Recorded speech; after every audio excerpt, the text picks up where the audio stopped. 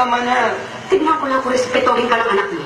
Kapag asin na lang ang inuulan mo at nagpapakaputa ka na para may isaksa ka ng sisignuhan niya. Alam mo, nagpapasalamat ako sa Diyos at hindi sininang ang dalawang bata na galing sa isang babae na irresponsable at makasarili tulad mo. Kung magkakaanak man ako, sisiguraduhin kung magkasama kami sa hirap at ginawa. Hindi ko siya pagpapalit dahil sa pera. Ay, amo? Ay, paano mo pa? Wala kang bukang na loob. Ikaw ang sumira ng buhay mo. Ikaw ang sumira ng buhay mo. Ang kapal na mukha mo. Ang kapal na mukha mo. Wala kang utang na loob. Ang kapal na mukha mo. Amo? Ay, paano mo pa? Wala kang bukang na loob. Ikaw ang sumira ng buhay mo. Ikaw ang sumira ng buhay mo. Ang kapal na mukha mo. Ang kapal na mukha mo. Wala kang utang na loob. Kung ayaw mo sa akin, ayaw ko rin sa'yo. Sana hindi na lang ako naging ina mo. Sana hindi rin kita naging anak. Sana hindi rin kita naging anak.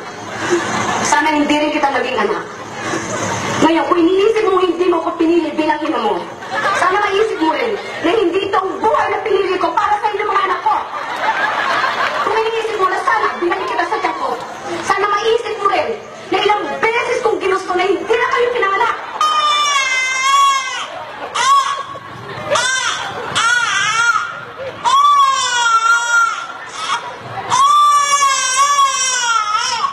Para hindi nyo maranasan ang hirap dito sa mundo.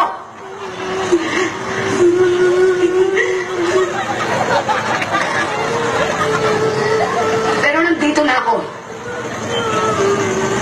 Nandiyan kayo.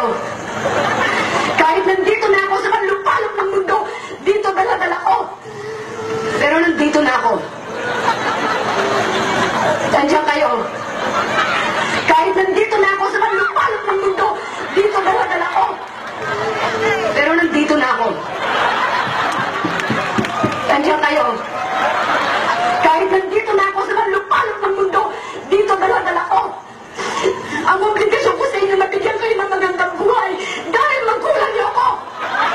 Hindi mo ako naiintindihan. Hindi ko hiningin lahat ng binigay niyo sa amin. Kayo, may gusto na hindi ako. Dahil mahal ko kayo. Mahal ko kayo. Mahal ko kayo.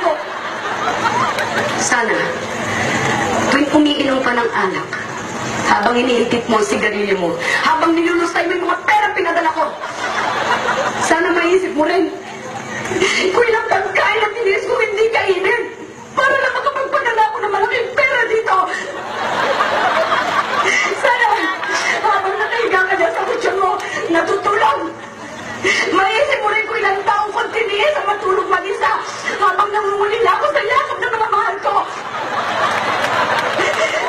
Sana maisip mo kahit konti kung gaano kasakit sa akin ng mag-alaga ng mga bata, hindi mo paano-ano.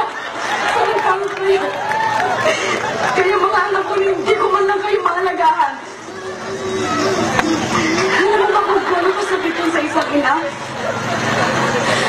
Alam mo ba kung gaano kasakit yun? Kung hindi mo ako kayang ituring bilang isang ina, respetuhin mo lang ako bilang isang tao.